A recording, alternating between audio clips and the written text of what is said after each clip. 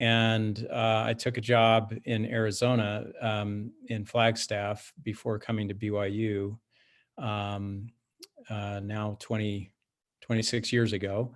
And it was at that campus that I actually sort of had, I guess, an intellectual conversion, as it were, and just sort of had a major paradigm shift. My research had been interested in underdeveloped countries and sort of the issues of minority cultures in post-colonial contexts and what literature says about those kinds of contexts.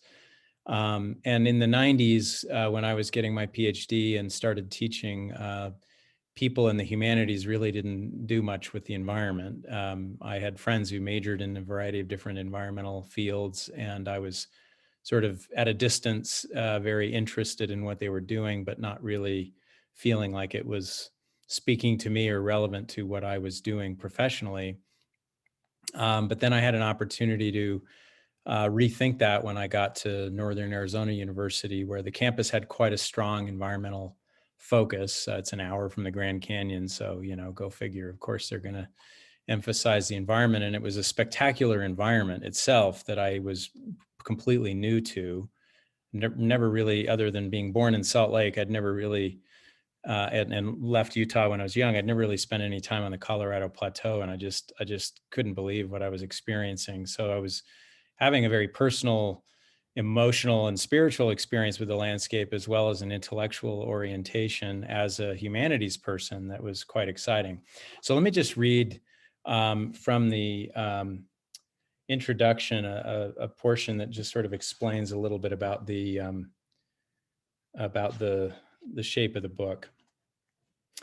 And I introduced a little bit about sort of some of that history I was just recounting to you, but I'll start where it describes what happened at Northern Arizona. At Northern Arizona University, where I began teaching in 1995, I made friends with a small group of scholars who introduced me to the field of eco-theology, a discipline concerned with identifying the environmental values in religion and finding ways to promote and encourage better care for the creation. This conversation introduced me a whole new vocabulary. I took the opportunity to attend a workshop aimed at helping professors in all fields to see the relevance of their field of study to questions of sustainability. Sustainability was defined in terms of principles, not policies, including the notion that individual choices should be evaluated according to their collective effect by an entire society and over several generations. If one gum wrapper is left at a lakeside, it may not be measurable, but if we all individually assume that we only need to measure the individual effect of our puny acts, then we are all justified in throwing wrappers on the ground. A collective group acting with such impunity wouldn't take more than a few weeks to make an enormous mess. And if thousands do so on a weekly basis for several generations, worse still. As I heard these discussions, I couldn't help thinking that I had heard them before in Latter-day Saint teachings, however indistinctly.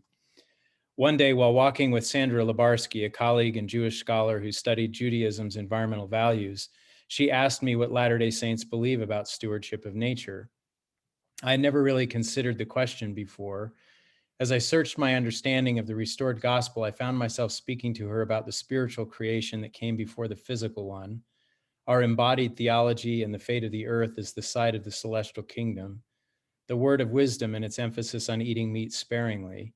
The law of consecration and its emphasis on careful and equitable distribution of natural resources. And the fact that all of these revelations began with Joseph Smith's encounter with God and Jesus Christ in a grove of trees. Suddenly, it seemed obvious to me, seemingly for the first time, that a proper understanding of the human relationship to physical life was central to what it means to be a Latter-day Saint. I think my growing enthusiasm must have been contagious because Sandra seemed stunned by the richness and depth of what she heard. "Forgive me for asking," she said, after expressing her admiration for the doctrines, "but do Mormons know this?" Although she was willing to be persuaded otherwise, it had been her impression that Latter-day Saints either didn't seem to care or were antagonistic to environmentalism. Did I know what the cause was? She wondered. New as I was to the particular character of environmental tensions in the Intermountain West, I was uncertain how to respond. She was, however, very excited to hear about the strong environmental values of the restored gospel and insisted that I research this further and publish something. She was sure people outside of my faith were not aware of these unusual doctrines and that perhaps Latter-day Saints themselves would benefit from contemplating further what our scriptures teach about environmental stewardship. A few years later, I was hired at BYU, where I began this research with relish. In many ways, these essays represent my effort, however incomplete or inadequate, to address her questions. In the intervening years, the resilience and salience of the restored gospel in light of our present global environmental challenges have never ceased to amaze and inspire me. I don't pretend to offer all the answers, of course, but I would insist on this much. The strength of a tradition is not its capacity to remain inflexible and in denial of new circumstances, but in its capacity to identify new pathways of fidelity to its fundamental beliefs in light of new realities. To my mind, this is the very shape of hope. Just as the hope of nature is found in its capacity to adapt itself to the reality of circumstance and still find renewed life, it takes faith to look reality in the eye and remain hopeful. We Latter-day Saints should remember that we have addressed moral issues many times before. The scriptures do not address directly addiction to painkillers or pornography, but members of the church have taken notice of the degradations these pollutants have caused and have returned to fundamental teachings and found new motivations and strategies for resistance. We are not always successful, at least not initially, but as we work on our responses to such problems, our responses improve. The Earth's body is ailing and the root causes are collective and complex, but the principles are as simple and as relevant as ever. Live simply and reverently on the earth. Use only what you need and share generously with those who have less. Learn to see the earth as a reflection of God's love and glory, and learn to take good care of it as a way to honor the Creator. So I then go on to just describe the outline of the book, and I can just say, and then I'll pause here to see if there are any initial questions. The book is broken up into three parts.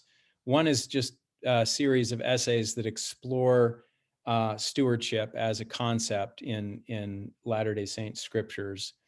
And then the second part is a cluster of essays dedicated to climate change. And I want to read later from one of those essays that's about climate change in the poor, implications for Latter-day Saints. And then the final cluster of essays is about the thorny question of politics, but still from the perspective of kind of a context of faith and what our faith how it might be a guide in thinking about policy. And then I just end with a coda. So that, and I would say that the essays were sort of, I started the very first essay I wrote in 2000, and then from then I just kept writing essays once in a while, and then I can tell you, interestingly, I was approached by the University of Utah Press, who had published my environmental memoir, Home Waters, and they knew I had been publishing on this subject, and they said, we'd like to consider publishing a collection of your essays about the environment, and I was very interested in that. And I don't know all the reasons. I don't mean to tell this story to be critical, but it turned out I pitched a proposal for the book, and it felt too overtly religious to them. And I was a little taken aback by that, because I thought, well, you wanted me to write about my faith tradition and the environment, and it's not comfortable for you that I'm talking overtly about faith. So that seemed, it wasn't an impasse that couldn't have been reconciled, but at the same time, the Maxwell Institute had started this Living Faith series that they've been publishing, and I was working on another collection that was published by them called If Truth Were a Child, and they knew I was writing about the environment too, and they said, we want to see something on the environment as well if you have it. And I'd just gotten this odd letter from the University of Utah Press making me scratch my head and wondering how I was going to cross that gulf. And I thought, I'd rather just throw my hat in the ring with the Maxwell Institute. So they published them back to back within less than a year of each other. And I've just been really happy with the help that I got from the Maxwell Institute. So any questions about what I just read or what I've talked about so far? I'm happy to open it up. Yeah, Ross. Hey, George, how you doing? Good. Good. How are you? Yeah, I have two. You read, it takes faith to look reality in the eye and remain hopeful. I'd like you to expand on that if you would. And then also, use only what you need. That seems to me to be an abstraction. And if you could, well, I guess expand on that too. Yeah. You know, need for what? Yeah, both very good questions. What I meant by faith is the ability to look reality in the eye and remain hopeful. Is that I mean, I talk about it in several essays in the book in more detail, but there is, of course, a tendency for believers to use faith as a shield from reality, right? That it's almost, and I would say in that sense, it's almost more of an ideology than it is a form of faith, because it's a worldview that denies the possibility of certain kinds of things happening. And this can happen on the micro scale in one's own family, right? If some terrible thing happens and it wasn't part of what anybody expected or wanted to happen, and then it kind of gets brushed under the rug, and or if the skeletons get put in the closet, as it were. And I think on a collective scale, certainly Mormonism is not unique in this regard, but a lot of certainly American Christian communities have struggled with the reality of environmental degradation and the reality of climate change. And oftentimes they are in denial of those realities in the name of their faith, right? Their faith is being used as kind of an otherworldly or an ideal world kind of projection that is blocking an ability to actually be instructed by what's happening on the ground or in lived experience. And I think that when I've seen faith be what I think it's meant to be at its most courageous, it's when people see problems and roll up their sleeves and get to work to ameliorate, and heal, and to work for restoration or progress in some way. And I think they need faith to do that, because it's hard to work for climate mitigation, for example, if you feel hopeless. If you feel like it's too complicated, there's nothing I can do, it doesn't matter what I can do. And there's a big problem in the climate community with despair. Climate despair, right, can get so profound that it's as incapacitating as a position of denial can be, right? It can lead to sort of just ultimate inaction. So I think of faith as kind of that middle point between the two. Can I just ask for a little clarification? It almost, at least in part of what you had to say, it almost seems well, it seems to me that you might be using faith and hope interchangeably.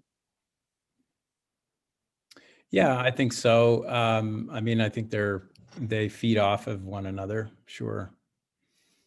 Yeah. George, I had a thought on this. I've been reading D&C section 20, which is what the church is basically reading right now. It was interesting to me how many times Joseph Smith talked about faith, that it was critical for this project of the restoration of the gospel to move forward, to endure in faith, to act in faith. I see hope as something within the heart and mind, and faith as an active action on, I guess, hope, and the church continued to grow and progress despite a lot of difficulty because of how you described faith earlier. People having hope that their actions and their dreams could come to fruition. So. Yeah, I hadn't, I mean, Ross's question is very, it's a very profound question that I hadn't really, as we're discussing this, I'm kind of thinking about I mean, at one point in the book, I actually say something to the effect of, faith that is in denial about reality is really a form of despair. And so I guess that's where hope feeds faith, right? Is that I need to, and I tell students this oftentimes because students can get very quickly overwhelmed by the facts of climate change to the point where they fall into a pit of despair very quickly. And I sort of take that Jewish apocryphal story about sort of planting a tree on the last day of the world kind of approach and try to help students realize that, look, first of all, it's folly to believe that you and I can change the direction of the world just by virtue of whether we decide to walk or take a bus or drive, or, whether we're going to eat less meat or not. These things aren't going to change the fate of the universe, but they matter to our own integrity. And I think they also matter in giving us a sense of hope. And oftentimes, I think when you take small steps in the right direction, it just helps get a little more traction. So that's maybe the feedback loop. I don't know. The other question, and maybe there's more also in the book that deals with this question, but I confess too that I don't go into great detail about it. But the law of consecration is really where I'm leaning on, what I'm leaning on in the essays. There's an essay called The Economy of the Creation that I tried to wrestle with the law of consecration at some length, and also my essay about climate change and the poor. And first of all, just to recognize that environmental problems are very often problems of unequal distribution and overconsumption. And again, you say, well, what is overconsumption? From an environmental perspective, we know that the rate of consumption of the American lifestyle, for example, with everyone having their own single family detached home with a white picket fence and 2 cars and annual trips to Disneyland or farther, adds up in such a way that it can't be replicable, across the planet and expect to have the resources necessary to sustain that kind of a lifestyle. So I don't know. I suppose for all of us, the questions of need and want is a personal one, but it's also one that capitalism itself wants us to forget about. So I think it's important to sort of recognize the forces that are working against us, that are telling us we want things that we don't actually need, and then find ways to, be creative, innovative, and more modest. I personally have yet to figure out exactly where the sweet spot is. I don't feel like I'm there. But I do think, and Joe Benion's and Lee are great examples of sort of a consecrated, simplified life that I think, I may have mentioned this to Joe years ago when I first met him, but I saw the documentary that was done about Joe and Lee by Steve Olpen, who I happen to have grown up next to in Salt Lake when we were 5 years old. I've shown that video to my students, and I was also mentored by Lowell Bennion at a certain point in my young life, and feel like I've at least seen some models of what I think it should look like. But I don't, and I think it's something that the climate crisis is really asking us to look at pretty carefully. So I don't know. That's not the complete answer. It's one I struggle with a lot, but hopefully that's helpful. George, this is Bob. Sending you greetings from Dean Criddle and a bunch of other your fans here in the Berkeley area. Wonderful. There is, Chloe and I belong to a Marin interfaith group called ADAPT, in which the discussions have to do with the fact that ADAPT may be our only solution to what's happening to the world. I'm just curious about where you stand on that. That is, you mentioned something about how easy it is to despair. And certainly it seems to me anyone can be overwhelmed by reality in this field, but just curious as to what you think about the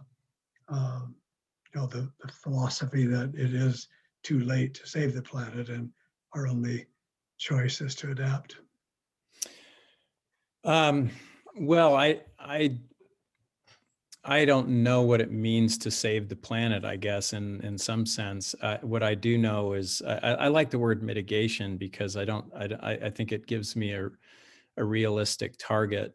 I mean, one of the things, and maybe this is a good segue to read a different passage from the book. One of the essays I wrote is a co-authored piece with a climate scientist, Summer Rupert, who teaches at the University of Utah. And in my dialogues with her over many years and other climate scientists, it sort of became very clear to me that, you know, there is a spectrum of possibilities, right? And when you see most of the graphs, right, in terms of the temperature ranges, and then when they try to calculate what those temperature ranges might mean in terms of weather patterns and drought cycles and rising sea levels and so on, you're always looking at a certain range of possibilities. And there's a lot of certainty about those possibilities about 30 years out. And then of course, with each decade you go farther out, the certainty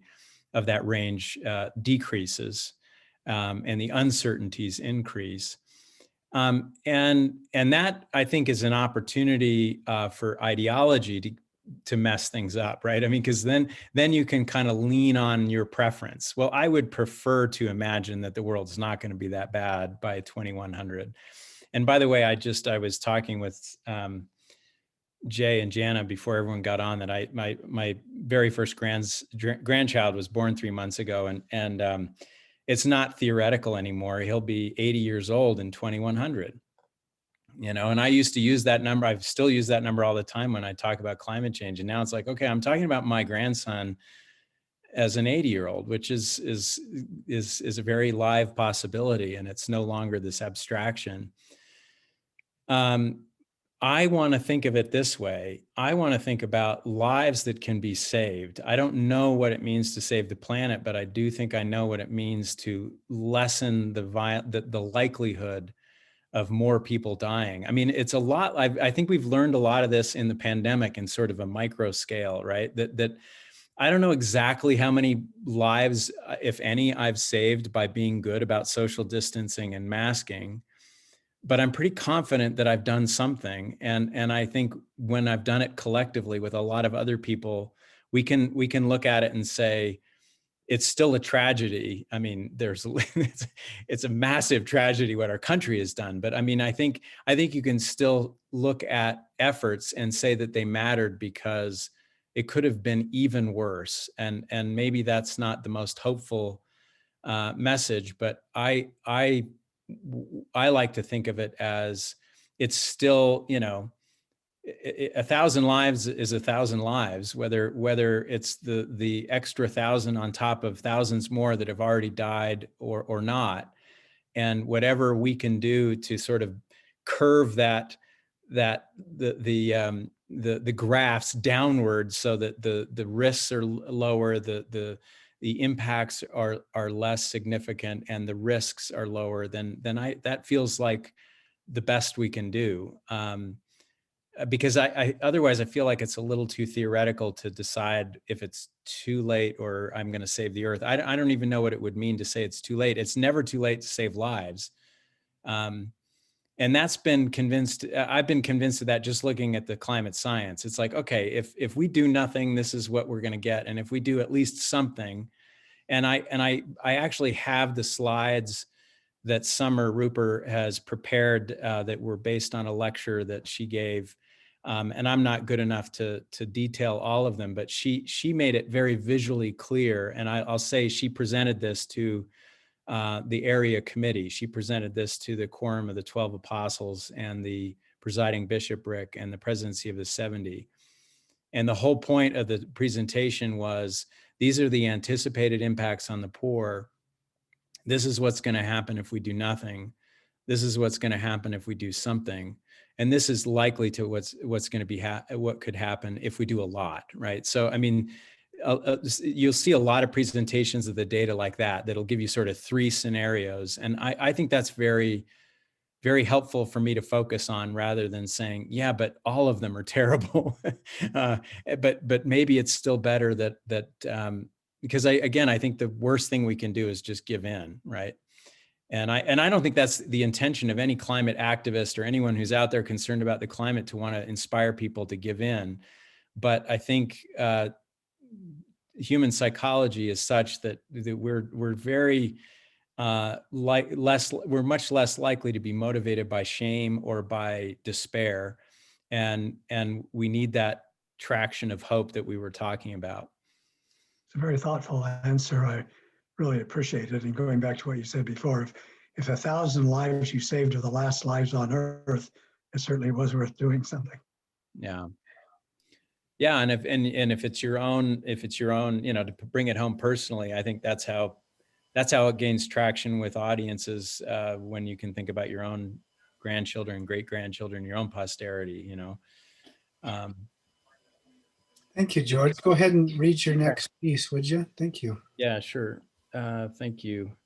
Great questions. So this was, so I ended up, Summer Rupert was giving a lecture in Salt Lake a number of years ago on climate change. And she was approached by somebody who was working with the area committee and asked if she would make a presentation about climate change and its anticipated impacts on the poor for the area committee.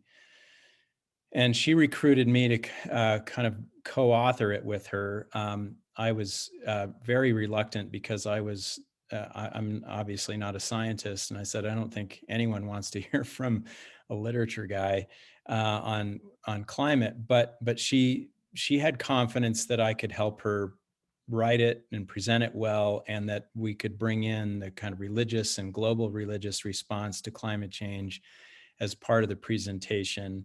She ended up giving the presentation and I was in the audience, but and it was very well received, I will say.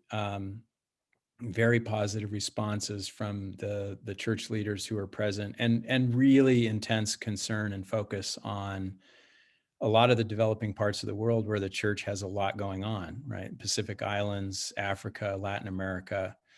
And when Summer was talking about rising sea levels and its impact on populations in Pacific Islands and in Asia, where like in Bangladesh, where 120 million people live at or below sea level, and the anticipated impacts on anyone's livelihood that is subsistence level income, where they're reliant on the environmental conditions of where they live, their ability to adapt to climate change is significantly compromised.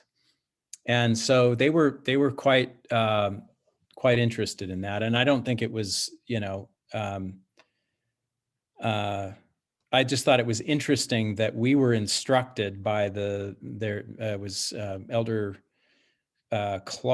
Kim Clark at the time, was the main person we worked with in preparing it. And he said, you don't need to spend time proving that climate change is real or human caused. We just want you to focus on the anticipated impacts. I don't know the context behind that approach, but it was interesting to me that was what we were encouraged to do.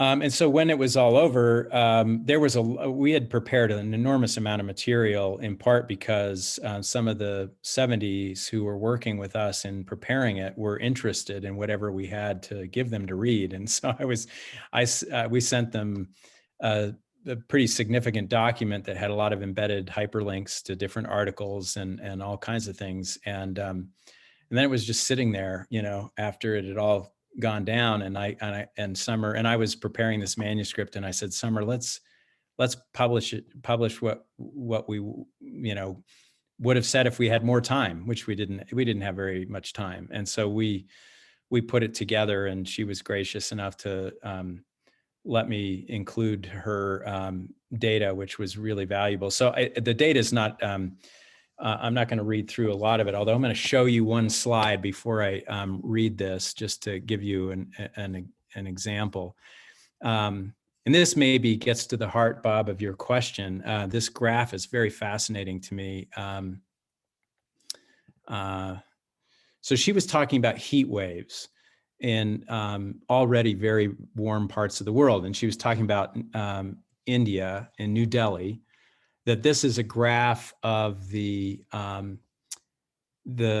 temperatures over the last 100 years. And you can see about 5 heat waves, the red line representing sort of the, official mark of a heat wave. And they know that there are certain amounts of deaths associated with heat waves and other kinds of suffering that can happen. And again, especially among the poor who will not have the resources, they're not going to have the air conditioning, they're not going to have the ability to adapt to severe temperature changes.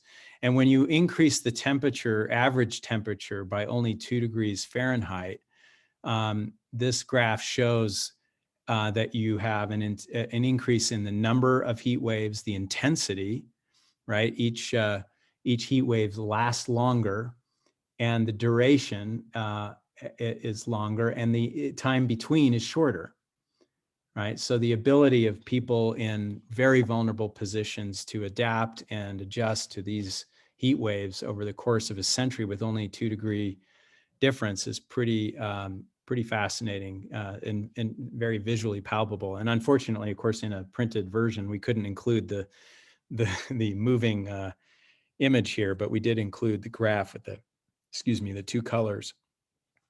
So she laid out a number of arguments about, gave several examples of places in Africa and in the Himalayas and in Asia where these kinds of changes would make really significant differences. And why that would be an issue of concern to the world, but of course to the church and its welfare programs and its thoughts about the design of its buildings, and how it was going to be helping not only the members of the church, but the communities in which the church found itself. So I'm going to read just from the latter portion of the essay that talks a little bit about I describe the global religious response. I mentioned Pope Francis and Patriarch Bartholomew and a number of other, Rabbi Jonathan Sachs, and other important global religious leaders who've weighed in on this. And then I talk a little bit about the law of consecration and one of the passages that's often misquoted in LDS context, and that's section 104, where the Lord says there is enough and to spare. And that's the quote that people will pick out and say, well, that's why all these environmentalists worried about scarcity of resources are just worrying about nothing. But if you read the rest of the verse, it's actually terrifying. It says, if any man, and this goes maybe to Ross's question, if any man shall take of the abundance which I have made and impart not his portion according to the law of my gospel unto the poor and the needy, he shall with the wicked lift up his eyes in hell, being in torment. So it's not a comforting scripture at all.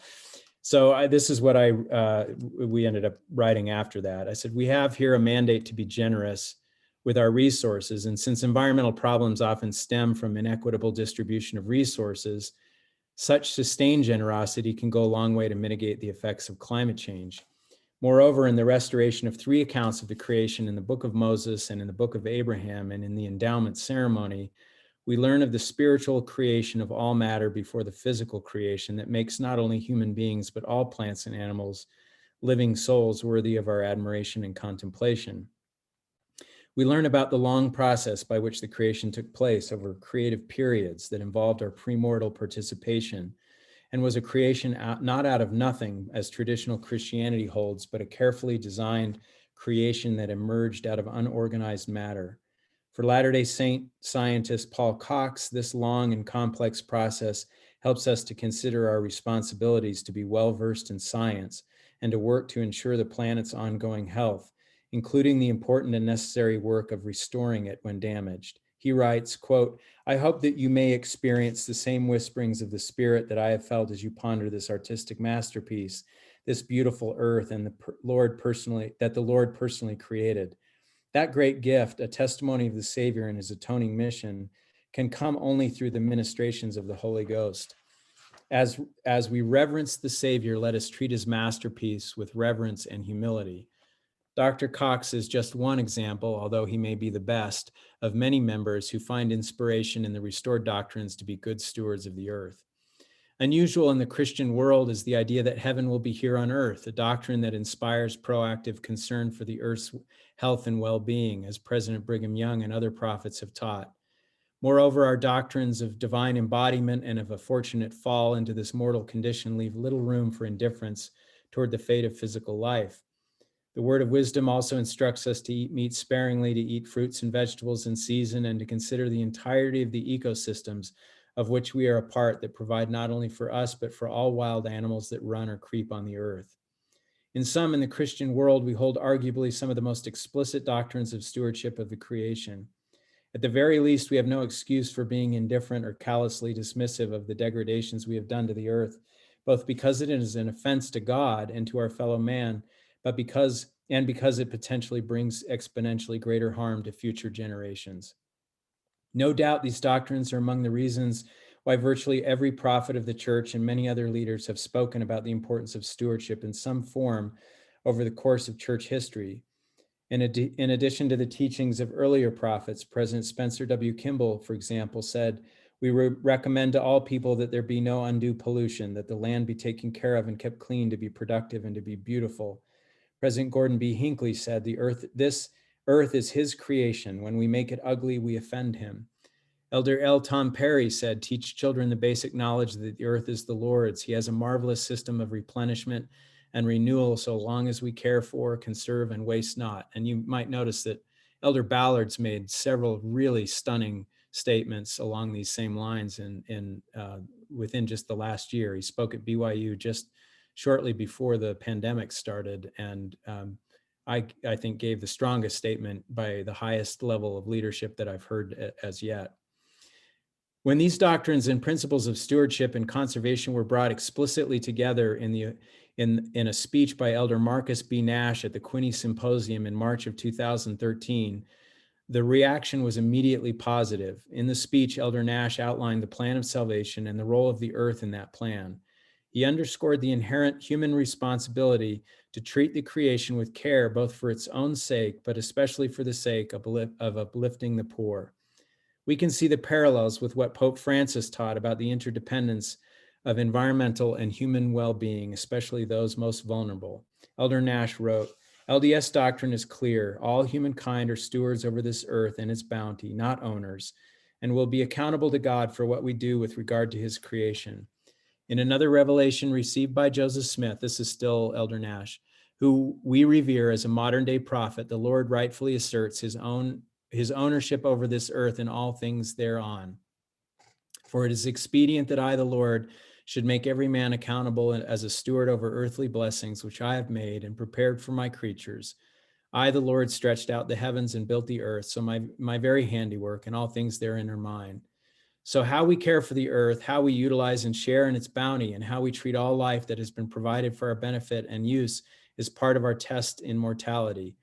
The unbridled, voracious consumer is not consistent with God's plan of happiness, which calls for humility, gratitude, and mutual respect. And that's the end of his quote.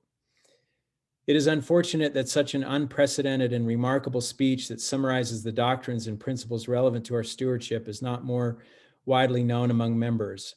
I will say, you may have noticed that this an edited, adapted version of the talk was published in the last Liahona magazine.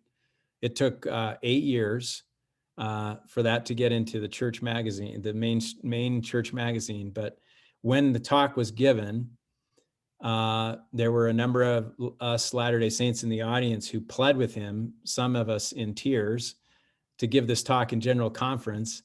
And he said he didn't get to control when he spoke or how that was going to work, but he did work with a group to help create a website that still was available in the Mormon newsroom. It's still there, but now it's been adapted into the Gospel Topics library. So if you look up conservation and stewardship, you'll see Elder Nash's talk there, and you'll see quotes from general authorities and so on. So it's incremental change, but it's a change at least in the right direction. Anyway, I think I won't read. I was going to read a little bit more than that. But one principle I want to emphasize is that, and this is a concept that I'll just say this and open it up again for more questions. A theologian that I admire very much is a young guy named Willis Jenkins, who teaches at University of Virginia Divinity School. And he wrote a book called The Future of Ethics. And the subtitle is something about Christianity and climate change. I can't remember, but that's kind of the focus. And he makes this really profound point about religion. And his point is that, and culture in general, but his point is that if you want to get a group of people to change, you are not going to do it if you attack their culture, right? If you attack their worldview, even if you're convinced that their worldview is the problem, right? So for example, if a Latter-day Saint says, why bother taking care of the earth because the earth is going to die anyway? You've probably heard people say things like that, right? And you think, well, that's just a terrible worldview. If you don't know anything about Mormonism, you might just say, well, the Mormon religion is just so stupid for teaching people such things. But if you know Mormon religion well enough, you know that actually can't be, or maybe it's some people's conclusion, but it's certainly not the only conclusion. And that if traditions are rich and complex enough, that if you encourage people to return to their roots rather than flee them, you might be able to resuscitate the tradition in the light of a new present reality that was unprecedented and nobody had anticipated. So in other words, when something like climate change shows up on the scene and a religion like Mormonism says, well, we don't know what to do with this. Nobody told us this was coming. It's not in the scriptures. Our general authorities aren't saying anything about this, so it must not be happening. Or you could say, well, because it's happening, this church is completely, useless. It's morally bankrupt. And Willis Jenkins' point is, this happens all the time. Religions learn how to make adaptations but they have to be, sometimes they have to be cajoled or steered in that direction in a hopeful way so that they can reinvent their own past, reinvent their own tradition. And I would say that's what we call continual revelation anyway. We don't even have to be, Latter-day Saint tradition doesn't have to be bound by the past anyway.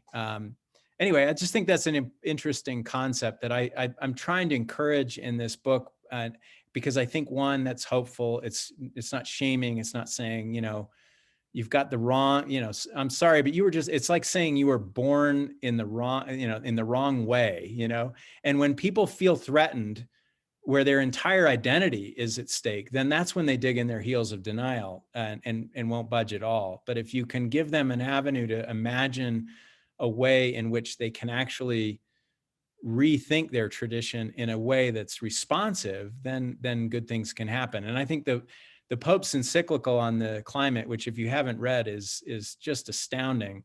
It's the best document I've seen in the Christian world for how to do it, in his tradition. So I've spoken enough. Any more questions? George, what you just said about how we approach talking to people about the environment, respond to things that we feel are very negative. I think a lot of people probably thought of this as you said this. That's our political environment in general right now that we need to be, I think, so conscious of in terms of the red and blue and people who voted for Trump and people who didn't. If we shame each other, if we demonize each other, we can't move forward in any policies, and particularly in earth care and environmental issues. So I know I have to constantly remind myself to try to be conscious of the language I use, so that it doesn't put off people who don't agree with me, and try to find, it invites us to be creative, Yeah. thoughtful ways to invite people to have a conversation where they at some point might question, right? And maybe I question what I'm believing too, but that they might reconsider these ideas that you've just discussed. So it's really a broad, I'm just inviting people to think of that even more broadly than just the environment. And that'll actually help, because the environment's kind of stymied because of this. It's been so politicized. Oh, absolutely. And I mean, I think that for me, I was raised by Democratic parents outside of New York City. I did all my education in the Bay Area. So I was woefully prepared to live in Provo. Let me just put it that way. And, and I think living in Provo has been such an advantage to me, because I've had to learn how to speak a different vocabulary than my maybe native tongue, as it were, and I've learned a lot. It's not like it's just been diplomacy. I've been able to see things that I couldn't see before. I think the great value of a church that divides its wards geographically is that it kind of forces that contact with people that are not your natural community. And there's no question, all the research on climate communication is really clear on this. If you know a certain word is going to trigger someone, don't use it. And it's not like I'm afraid to talk about climate change, but there's some audiences where I'm not going to lead with that. Or some conversations where let's find common ground about camping or fishing or air quality. Let's think about things, and maybe I'll use words like stewardship or creation care rather than environmentalism, right? Or green, or whatever word might trigger somebody. I think we have to be really careful about that. But hopefully, with the goal in the end, that we're trying to change hearts and minds. But Latter-day Saints of all people, with all of our missionary experience, ought to know that you don't change hearts and minds just by throwing facts at people or throwing truths at them. You develop relationships with them, and that means proximity. You can't avoid certain kinds of people all the time and expect to be successful. I'm looking at questions. Charlene's asked a interesting question. Maybe it's a little bit farther back. Oh no, I guess 5 minutes ago. Okay. A friend asked me today what a society looks like that is not based on consumerism. I have no idea what that would look like. You have mentioned what a simplified, sanctified life looks like. Well, I think you should maybe go visit Joe and Lee Benyon down in Spring City to see what it looks like. Sorry if I picked on you too many times, Joe.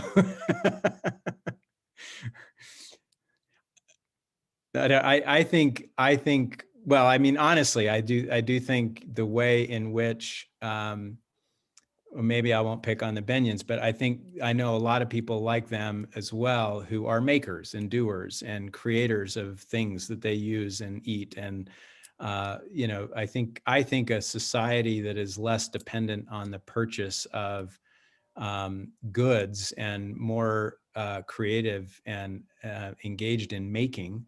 I know that's maybe abstract as well. But I do think in some ways I kind of cringe at the question, because I do think consumerism is so ubiquitous that half the time when I think I'm escaping its grasp, I realize I'm fooling myself and I'm still in it. So I think it's extremely difficult. But I'm grateful for reminders that my religion gives me, and that great literature gives me, and philosophy and theology that reminds me of, what a Christian life is supposed to be like. and what a meaningful life is supposed to be like, and that has nothing at all to do with things, and it has nothing to do with conveniences and purchasing power. But it's an extremely difficult, thorny problem. But I do think it looks a lot like on the micro scale. I think we know what it looks like when even within an extended family, there's a beautiful sense of sharing and borrowing and giving that no one pays any attention to who has what or who has how much, at least when it works well. Part of my family line has been torn apart by battles over who has inherited what stuff.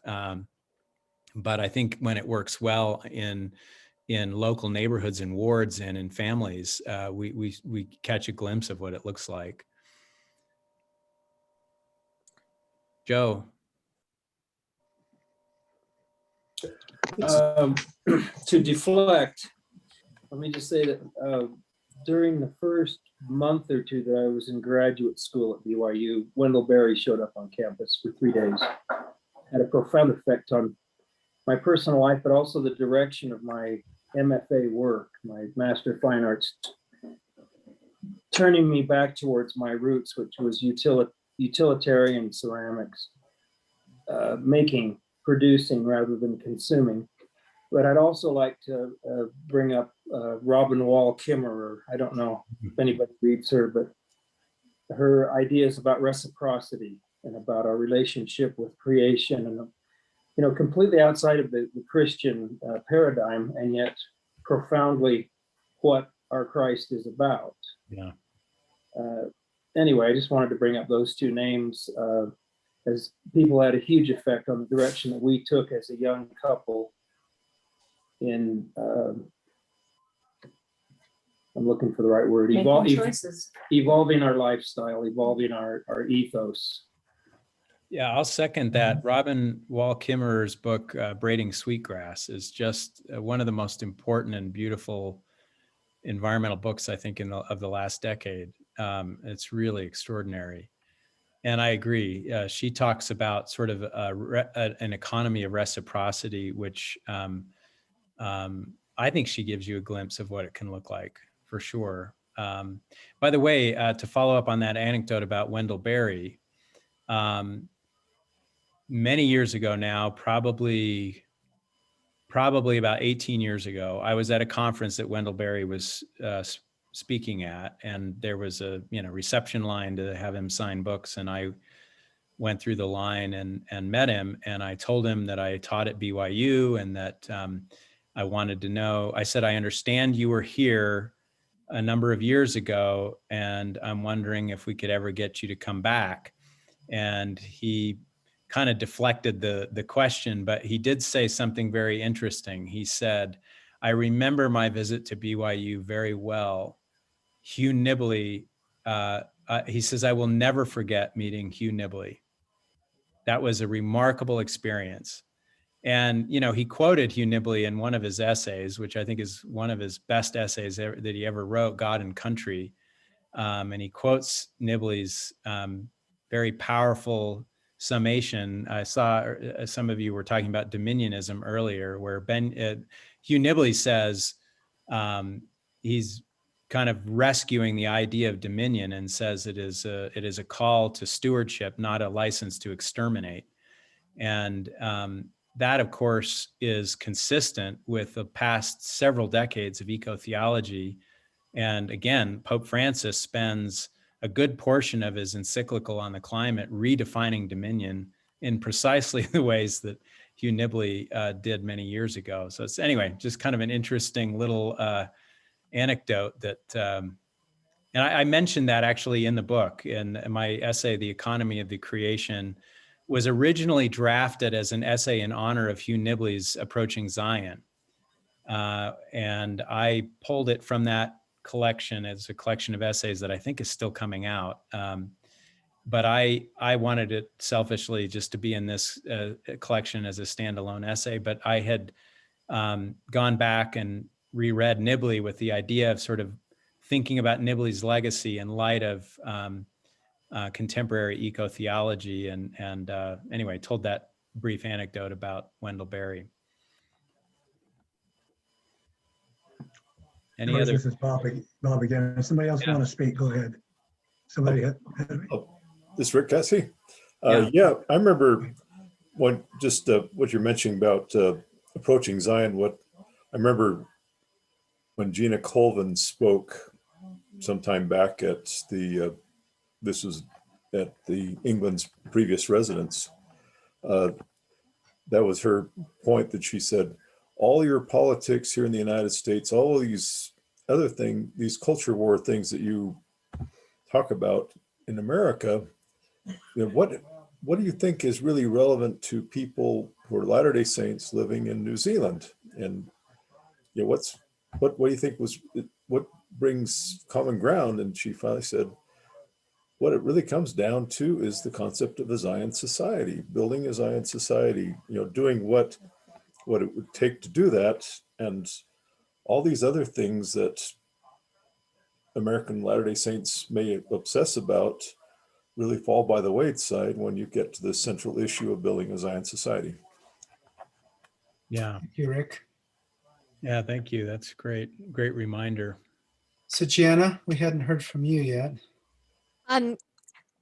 Yeah, so I have a question. So this is kind of back to something that Jay brought up, and I love your answer to this. I'm trying to figure out the best way to say this. So I love what you're saying about there's no way, the way to make changes for people who are not maybe finding it important to talk about the environment or feel very differently about it is not to shame them. It's not to, you know, go after something that they are very identified with. And I totally agree with that.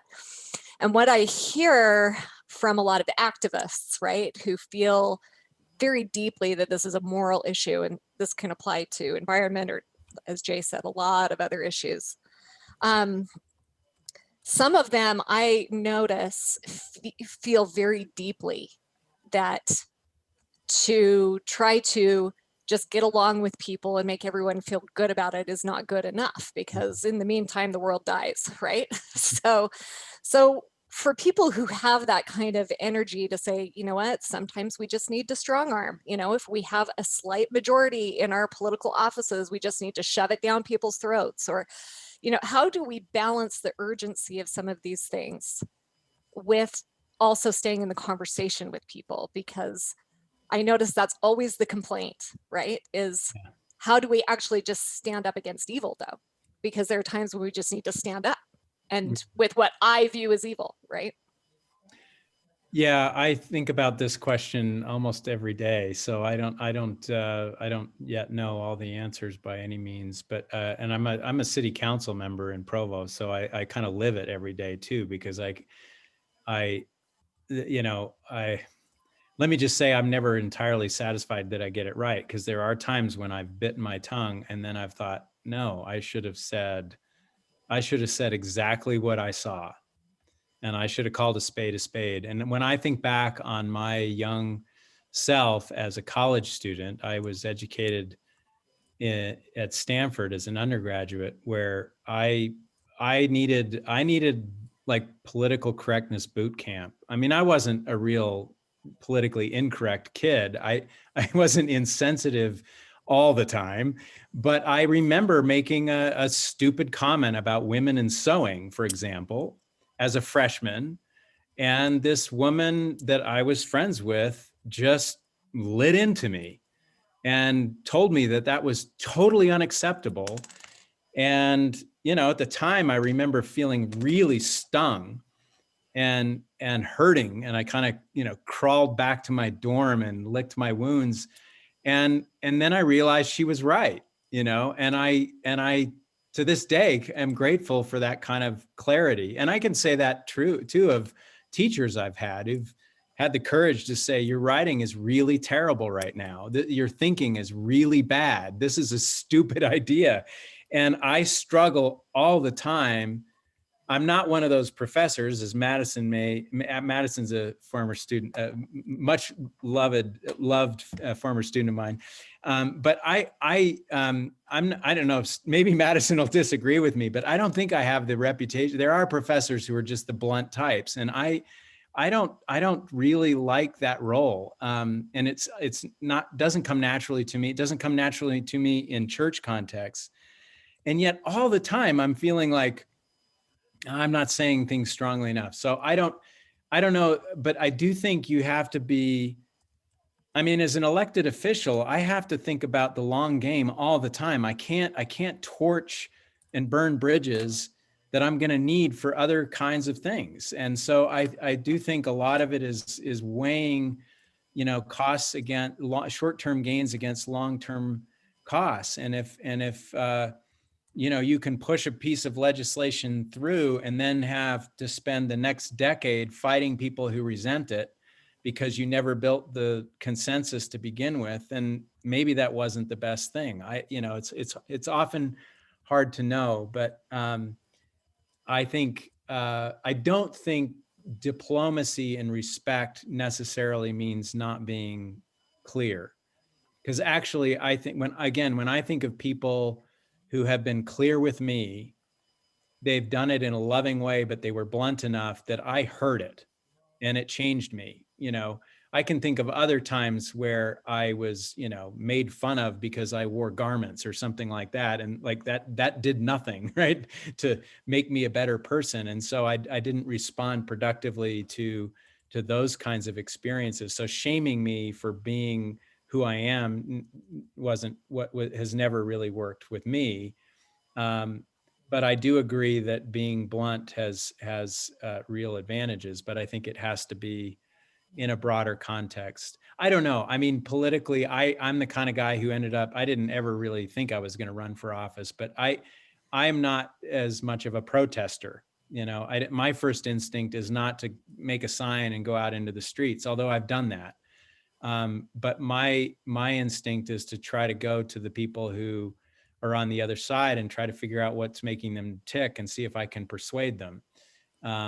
And I know other people who so I guess you just have to loan your gifts where you feel you have them and work for the kind of change that you feel like you can work for. I just figured I'm a writer, so writing and speaking is something I can do for a cause.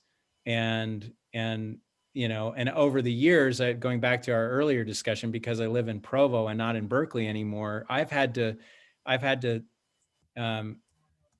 learn a way of speaking that now I find quite helpful, but I never would have learned it had I, not been in this particular environment. And I feel like I've changed hearts and minds, and not by any means nearly enough, but I've had more success than I certainly would have if I had come in with my Berkeley guns a-blazing, which I did learn at as every graduate student at Berkeley learns. So that's a tough one. It's an important question. So George, we have about less than 20 minutes left. Is there something you want to read? Yeah, I have just a short passage, and this is the very end of the book.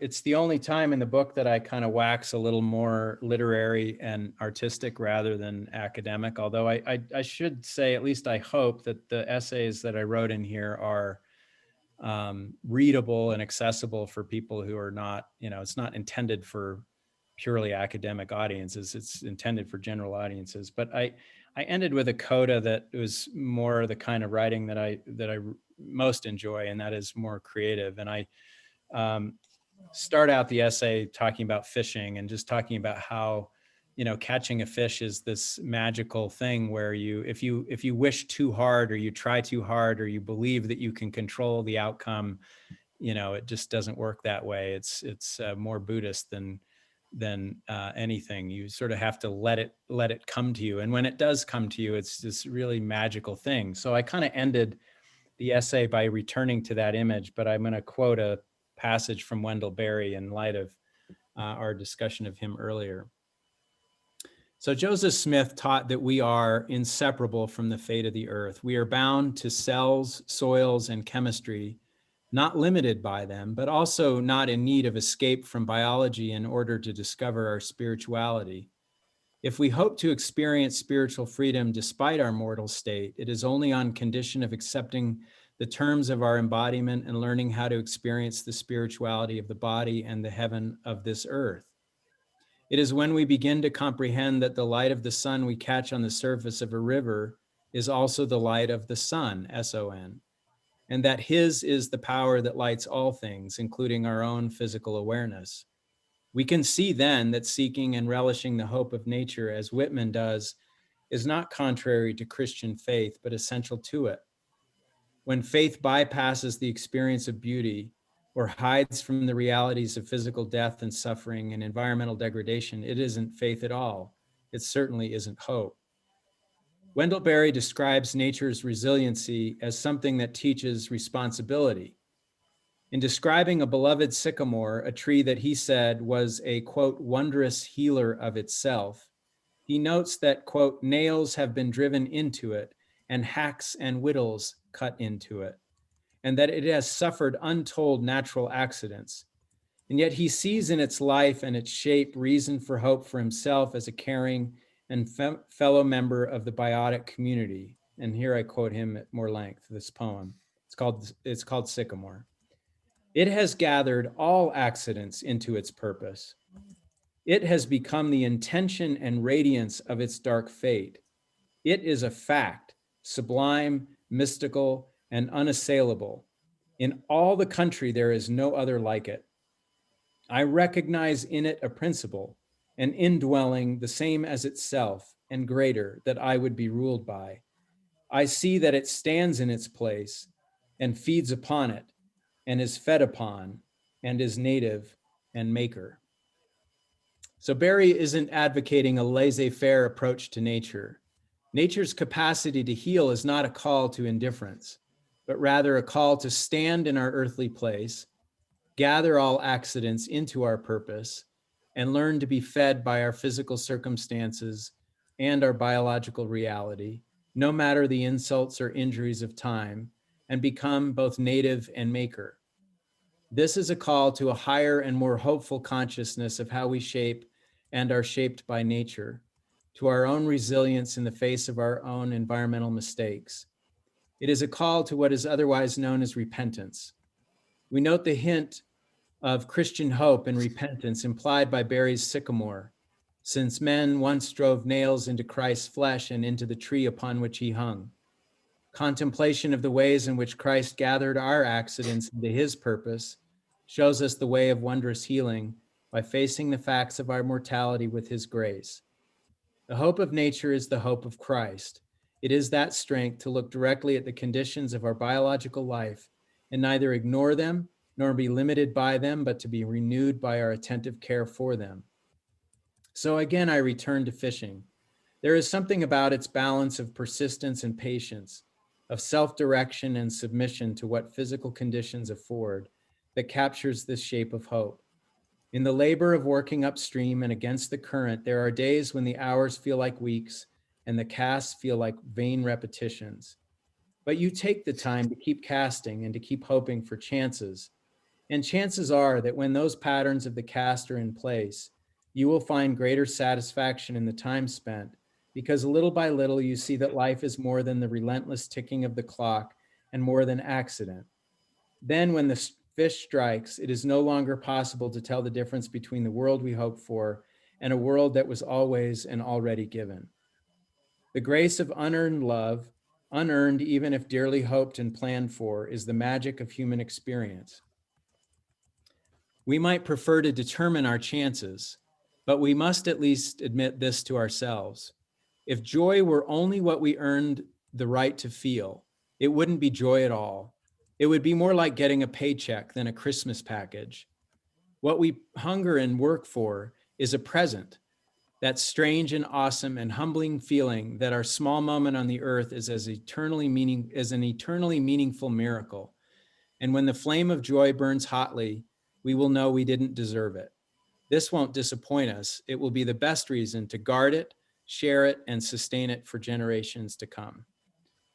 So that was just the last portion of the last essay, which, like I say, is definitely a little out of character of the other essays, but I couldn't resist the chance to talk about fishing.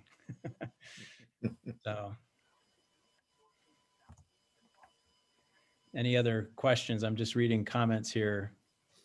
I Will have a, you, I'd like Charlene Durham to kind of make note of what she just recently experienced, because I think that gives hope from her past experience driving into Provo. Charlene, would you be willing to share what you said? Well, I worked in Utah Valley 35 years ago and started working there actually in the midst of one of the worst winter inversions that we've ever had. It was 6 weeks long, and driving down the freeway, you could not see the exit signs. It was just awful. And then as finally the season passed and it cleared up, where I was working in Orem was very near the old Geneva Steel complex. It was in the process of being decommissioned, but the valley, even without the inversion, was still very polluted. I happened to drive down there 2 weeks ago on my way to get my COVID shot, and just driving down the freeway was stunned by the gorgeous, clear valley air, to see all the way across Utah Lake and the shining mountains and the mountains on the east. It was really exquisite. So George, as you go to your council meetings, tell them it has made a remarkable change over the years. So good on them. Well, thank you. I would like to take all the credit for that, but I think the Geneva Steel was a major, we know it was a major contributing factor. So it definitely helped to have Geneva Steel gone. What worries me is that the projections for growth in Utah Valley, if you've seen them, are staggering, right? That we're going to have a population the size of Salt Lake Valley by 2050, and which is more than double what we have right now. And the tendency, of course, is to just say, well, then you widen highways, you build more roads, you widen streets, and you just build more of civilization around the automobile. And all that does is, make our air quality go down further. So we may be in a bit of a respite from Geneva Steel and headed towards, a tougher challenge. I mean, I wouldn't say maybe, I think we definitely are, but I do think some good things have happened. I will say that, and if this is, I don't know if you want me to get too much into politics here, but, John Curtis was a forward-thinking Green mayor. And I mean, it took a while, and there were many people who worked on him to get him to that point, but he was receptive. And then the new mayor, Kafusi, has shown similar openness, and we've worked on her, and she understands more and more. And the council now is more environmentally oriented than it's ever been in its history. And we've made great strides in setting goals for clean and renewable energy and for electric charging stations in the city. And we've got a new city center that's going to be completed in another year that's going to be net zero ready. So, I mean, there's things that I couldn't have imagined were possible in Provo, even in the time I've been here.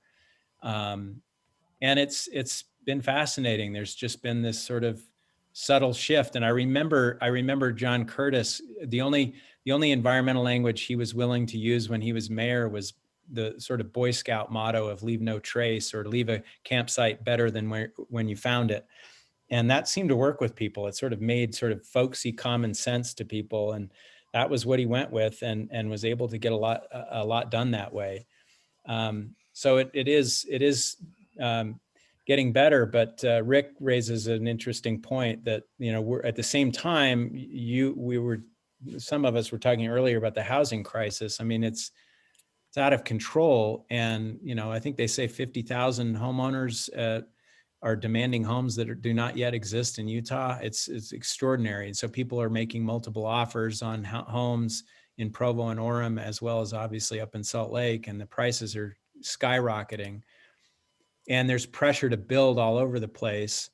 And it's just not a sustainable system to sprawl and west side of Provo has all this agriculture that's available for development, and everyone's chomping at the bit. All these developers can't wait to build neighborhoods out there, but we've got to build higher density in downtown around the transportation hubs and do it in the right way. So it's a constant battle, and it never ceases to amaze me. I'll say this much: there's always a few bad actors who are really dangerous, and it seems like the whole purpose of government is to just protect against the bad guys. I mean, we just almost lost Bridalveil Falls to a development a couple of months ago. It was just mind blowing that was even a conceivable option that someone thought was a good idea. Years ago, we almost lost Rock Canyon. You know, so there are people who want to build in every conceivable place in the worst possible way and do as much damage as possible and head out of town with the money in their pockets. So even if nothing else, if we can prevent bad people from doing really, really bad things, maybe we've done some good. Anyway. That's awesome. Quick question for you. Because you're on the city council, has it ever crossed your desk any concerns about dark sky awareness and mitigating light pollution? Having read Terry Tempest Williams' description of how critically significant the Salt Lake Basin is for migratory birds and the impacts that light pollution has on that, and now the proposed inland port, et cetera, I'm hoping, and I'm a member of the International Dark Sky Association. I'm also the president of the Utah Valley Astronomy Club. And I was hoping to hear you say tonight that you're still on the city council, because I'd like to approach you sometime about maybe approaching the council about establishing some outdoor lighting ordinances and policies that would be beneficial to everybody. And I wanted to mention that before you left tonight. See if I could do that. Please reach out to me. I would love to have that conversation. It's only come up, I've only mentioned it once, and the time it came up a number of years ago when we were talking about digital signage, and the state legislature just recently has been trying to pass some laws that are they want to tie the hands of cities and force them to have even more digital signage. But I've raised that issue. I mean, right outside my window, I'm looking at the 2 MTC buildings lit up right out my window. So it's an issue that we haven't talked about, but we need to. So I would welcome that. What's the best way to contact you, George? My email is georgebhandley@gmail. At Gmail. Okay. Yeah. Cool. Yeah. Or you can find me on the BYU website. That's also easy. Okay. We have a mutual friend that's Stephen Peck. Yeah. I live about a mile from him in Linden. So. Oh, you're kidding.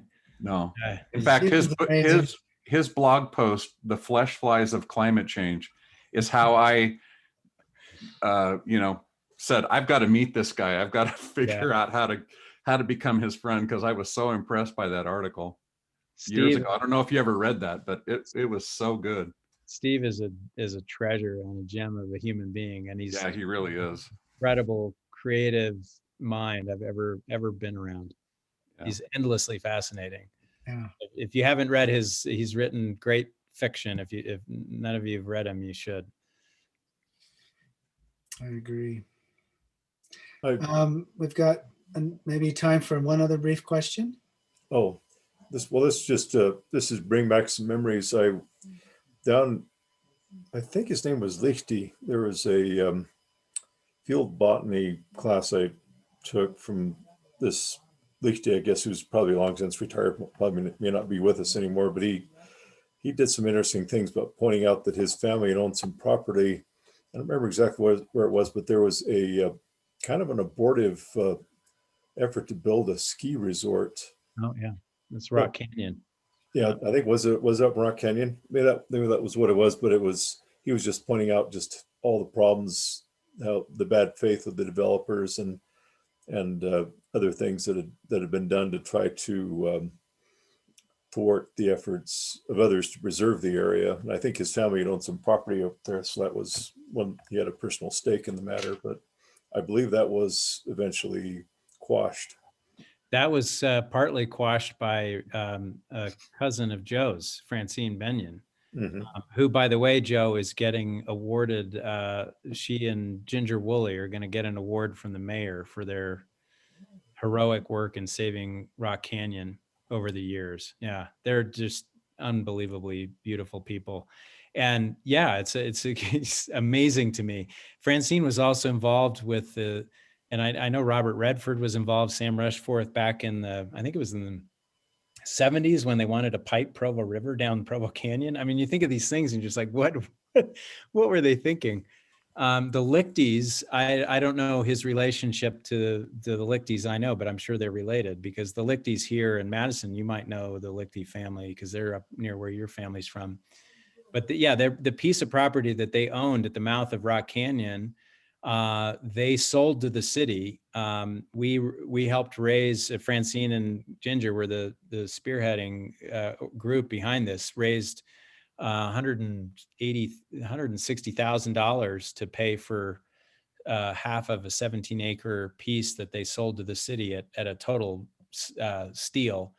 And now it's under conservation easement with the Rock Canyon Preservation Alliance. So it's never going to be, Rock Canyon is perpetually saved at this point. And so is Bridal Veil, through just heroic efforts of people who've, shown their love. It's amazing how unifying love of a place like Rock Canyon is. It cuts across every single political boundary and economic difference. It unites, things like that are really uniting for people. It's exciting. That makes me think, George, how critical it is that, I mean, kind of what you talked about in the very beginning, that each of us can do something to move things along. So these wonderful places, when I go to national parks or even just local parks, I think somebody had made their wishes known and said, we need to save this place, right? And so I'm grateful that there's people like that. I think all of our voices can matter. George, one of the reasons I admire you is you've not just expressed very eloquently for over many years your love and concern for Earth stewardship, but you've done a number of things to walk the talk. I know you were a founder of the website Latter-day Saint Earth Stewardship, which I recommend. It's on my website as a resource link, but they have weekly things and sometimes monthly things that are that really are good and encouraging and involve Latter-day Saints all over the world in terms of how we can better walk our talk and live our religion in terms of Earth stewardship. So I'd recommend that to you. It's fun I know Madison is, he's got a little website. Madison, do you want to briefly talk about what you're doing? And you still working for Southern Utah Wilderness Alliance? Yeah, so I work for the Southern Utah Wilderness Alliance. Any of you guys are from Utah, if you've seen the yellow Protect Wild Utah signs in people's yards, that's who we are. I am the faith community organizer for them, and so my role specifically with them is to interface with Utah's faith community or faith communities to try and help people become more environmentally minded. And so one of the projects that I'm working on, like Jay said, is I run a blog called Bristlecone Firesides. I'll post a link in the chat for you guys to jump to. Oh, Richard Tenney's a SEAL member. Great, cool. We're all family here. So I just posted a link to the website, and it's kind of like what George was saying, that you have to speak to people in their language. And so what kind of the project of Bristlecone Firesides is, rather than trying to change people's minds through facts and figures, we're trying to change people's minds through essays and good poetry and good inspirational earthy content. And actually this coming Wednesday, we're launching the first episode of the podcast. And so we're going to be releasing the first season of the podcast, and George is featured in on episode 3. So if you want to hear more of George, me and one of my friends, one of George's former students as well, talking to George about the history of environmental ethics in Mormonism, then I highly recommend you subscribe to that. Thank you, Madison. Thank you for doing your work. Way to go, man. So Anne and Giles Florence are in their car listening, and they texted my wife. He had just mentioned, he just wanted, I think, people to be aware of a Wayne Owens essay in the book New Genesis, which is one of the earlier books of LDS writers and environmental thinkers. It's really, really good. Yeah. So anyway, I highly recommend that too. The Braiding Sweetgrass has been mentioned again. I can't emphasize enough what an amazing book that is. It just so spoke to me. It felt like scripture. It was just such a powerful book. The other one that was really powerful, that's not as warm and fuzzy, is The Overstory. Very intricate, clever, powerful book. And it's often very poetic in its writing too. Another great book. And anything that Wendell Berry writes is just astounding. Okay, and I also would recommend the Pope's encyclical, which you can find online. Yeah. It's only about 80 pages of a book, so it's a short book or a long essay, however you want to think of it. But it's pretty remarkable. Thanks for mentioning that. That's under the resources on the website for this event. That you can also find the link to that there also, along with other things. I'm just so grateful, George, for you taking the time to do this. Grateful for your thoughtful life and all the good that you're doing. Appreciate that. Years ago, I had George come and do a Think Again. That was even before we had a Faith Again at that point. And we didn't have many people there. It was a pretty small group. But again, that was right after you had published your book, Home Waters. And then I've helped do a podcast on George, and just always been impressed. And I'm impressed with all of you. Thank you. So many of you do. So I wanted to mention Bob and Gloria Reese. Hopefully you saw in that email I sent out, there's a link to, this is next week, is that right, Bob? To the Humanity Rising piece? Yes, Gloria and I have been involved in that. We just were this week on one on peace. And then next Friday, I'm doing the second series called the Vanishing Garden, Religion and the Fate of the Earth. The first included a Buddhist, a Christian, and a Jewish perspective. This one will be a Hindu, a Muslim, and indigenous. And then the third one, which is in the planning stage, I'm happy to say is going to include George. So trying to get various religious perspectives on on earth stewardship and earth care, and it's been a fun and is a fun project to be involved in. Yeah, thank you. Thank you for being involved in that. And Jana, where'd you go? There you are. All these faces. Thank you, Jana, for hosting once again. Always appreciate it. And thanks for all of your participation. Joe and Lee, it was a delight to see your faces and have you here. Thank you. You can come, even when George doesn't come, you can come and join us, You're always welcome. Always welcome. All of you. Just value your friendship and attendance and your good lives. So thank you. What do we got here? Oh, you're showing us what? What is this? Have we been Zoom bombed? I'm not sure what we're seeing on the screen here. Janet, do you know how to get rid of that? I'll give it a shot. I don't know what that is. I think it means our time is up. Or Well, success. That's true.